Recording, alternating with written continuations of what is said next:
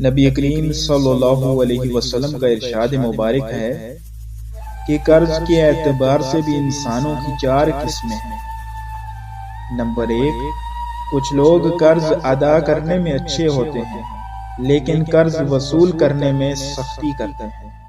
یہ لوگ نہ قابل تعریف ہیں نہ قابل مذمت۔ نمبر 2، کچھ لوگ قرض ادا کرنے میں ٹال مٹول کرتے ہیں لیکن قرض وصول کرنے میں نرمی برتتے ہیں۔